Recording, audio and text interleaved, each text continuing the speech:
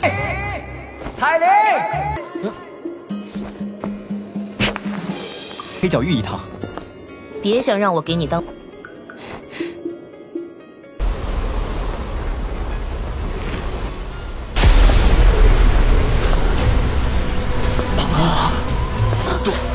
杜宗，这个女人，她怎么会出现在这儿？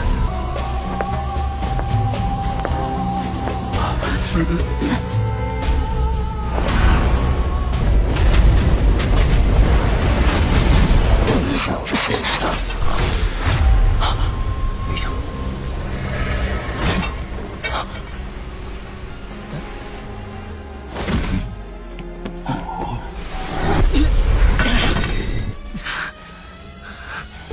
又要救我，又对我这么不客气，这要是这家伙突然出现，韩风这个混蛋现在恶心的。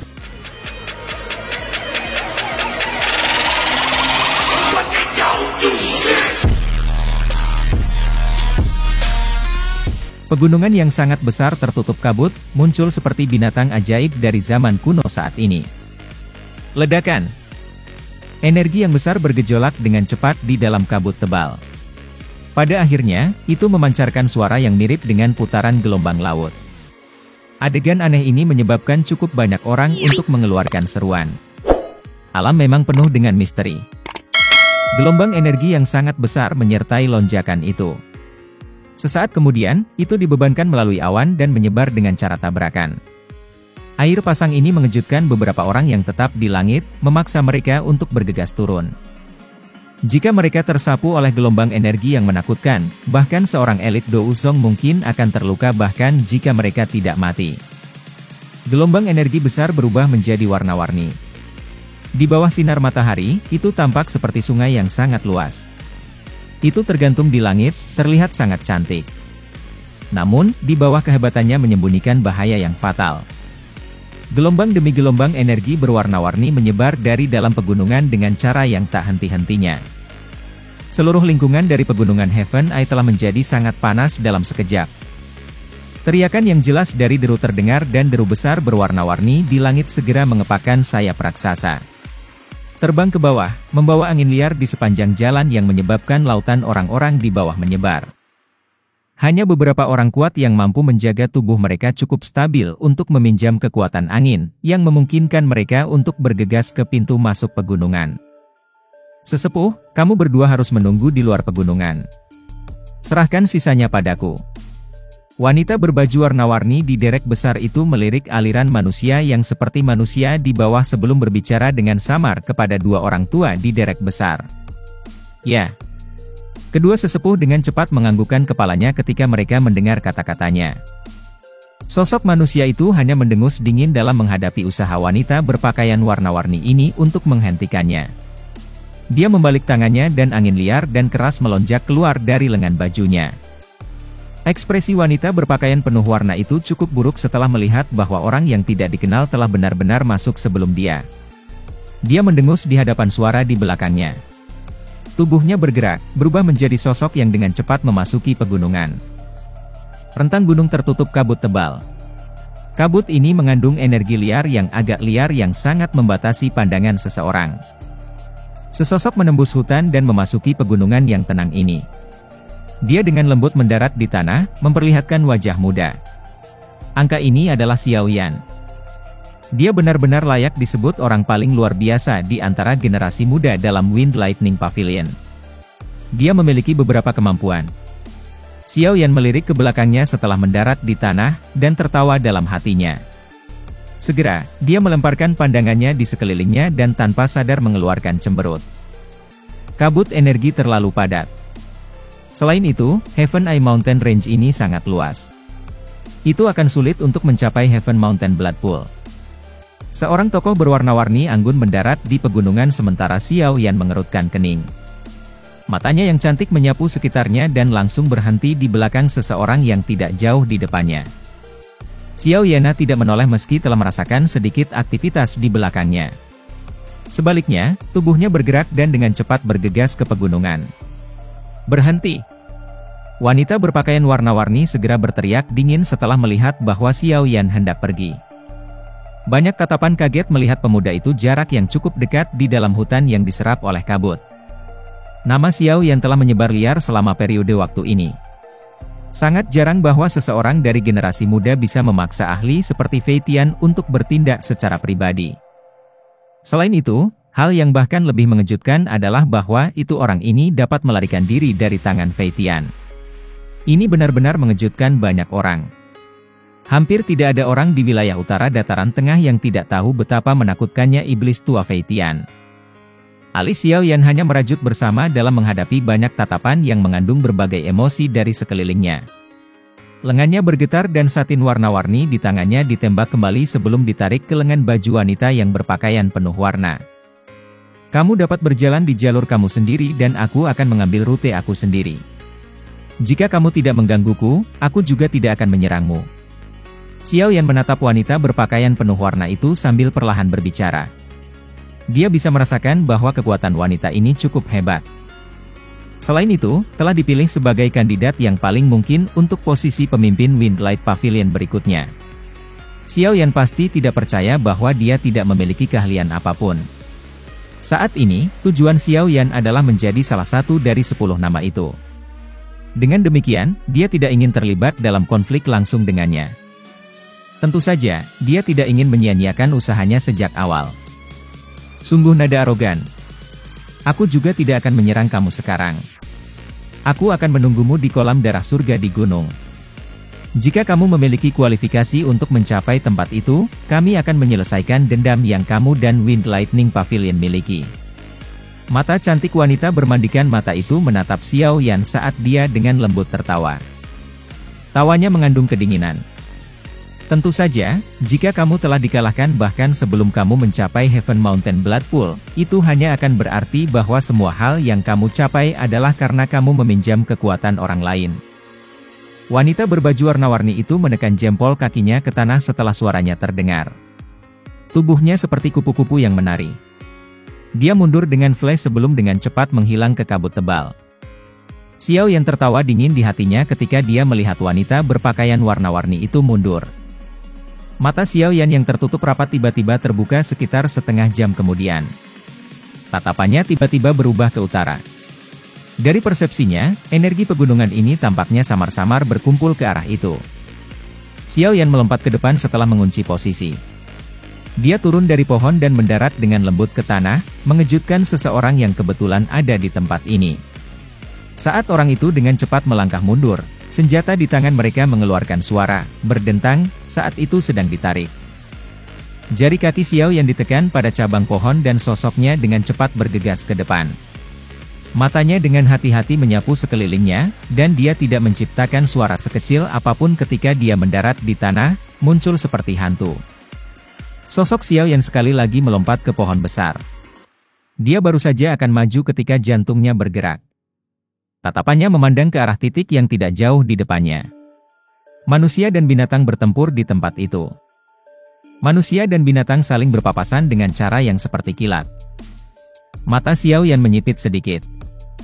Pria berpakaian hitam perlahan mengangkat kepalanya sementara Xiao Yan tertegun di dalam hatinya. Xiao Yan berhenti bersembunyi setelah melihat bahwa itu dia telah ditemukan. Dia mengungkapkan dirinya, menyapu pandangannya ke atas pria berpakaian hitam, dan berkata, "Aku hanya lewat. Tidak perlu cemas." Mata pria berpakaian hitam dengan dingin mempelajari Xiao Yan. Usia pihak lain sepertinya sedikit lebih muda darinya.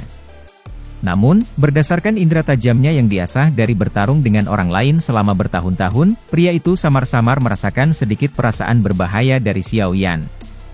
Jantungnya sedikit kaget. Meskipun ia jelas tahu bahwa itu orang-orang yang bisa tiba di tempat ini pada waktu itu pasti memiliki beberapa keterampilan, tidak banyak yang bisa membuatnya merasa sedikit bahaya. Mata Tang Ying tanpa sadar berubah sedikit ketika dia mendengar pengakuan langsung dari Xiao Yan. Dia secara alami menyadari konflik antara Xiao Yan dan Wind Lightning Pavilion selama periode waktu ini. Bahkan jika kemampuannya untuk menembus 9 formasi penjara petir surgawi yang ditempatkan oleh 3 sesepuh itu benar-benar karena dia meminjam kekuatan orang lain seperti yang rumor katakan, itu masih cukup luar biasa. Melihatnya seperti ini, ada lawan kuat lainnya dalam kompetisi Heaven Mountain Blood Pool kali ini selain orang-orang dari 3 pavilion lainnya. Konflik kecil tidak akan bisa menarik keluar iblis tua seperti Fei Tian. Tang Ying juga tidak tampak seperti orang yang banyak bicara. Setelah secara acak mengucapkan beberapa kata, dia tidak ingin tinggal lebih lama lagi. Dia berkata, sekarang bukan waktunya untuk mengobrol. Mudah-mudahan, aku akan dapat bertemu kamu di panggung Gunung Surga. Pada saat itu, kami mungkin dapat bekerja bersama. Tang Ying tidak menunggu jawaban Xiao Yan setelah mengucapkan kata-kata seperti itu. Sosoknya bergerak dan dia dengan cepat memasuki kabut tebal. Dia menghilang dalam sekejap mata. Xiao Yan tanpa daya menggeleng ketika melihat orang ini berjalan sangat cepat. Orang-orang ini tampaknya memiliki pikiran yang hati-hati. Xiao Yan ingin berjalan bersama dengan seseorang yang tahu jalannya, tetapi pihak lain tampaknya tidak mau menyumbangkan sumber dayanya untuk dibagikan. Namun, masuk akal ketika Xiao Yan memikirkannya. Jika ada satu orang tambahan yang mencapai Heaven Mountain Blood Pool, akan ada pesaing tambahan. Siapa yang ingin menemukan lawan untuk mereka sendiri tanpa alasan? Sesosok tiba-tiba muncul di dalam hutan yang gelap di mana seseorang bahkan tidak bisa melihat jari-jarinya. Seorang tokoh manusia dengan lembut mendarat di sebuah cabang pohon di tengah kegelapan. Dia menghembuskan nafas kasar dan Moonlight Stone dicabut. Cahaya hangat terpancar, dan segera tercermin oleh kabut di sekitarnya. Namun, wajah muda Xiao Yan terungkap dengan bantuan cahaya. Perjalanan malam jauh lebih sulit dari yang diperkirakan Xiao Yan. Cukup sejumlah magical beast yang kuat dan licik yang tersembunyi dalam kegelapan.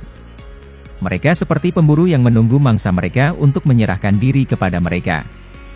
Jika Xiao Yan tidak memiliki bantuan persepsi spiritual, itu mungkin bahwa itu setidaknya lebih dari 10 cedera akan muncul di tubuhnya. Bahaya dari Heaven Eye Mountain Range telah melampaui harapannya. Xiao Yan mengeluarkan pil obat dan memasukkannya ke mulutnya saat pandangannya melirik mayat binatang ajaib dengan jarak yang cukup dekat. Dia dengan cepat duduk bersila. Bepergian sepanjang malam telah membuatnya kelelahan.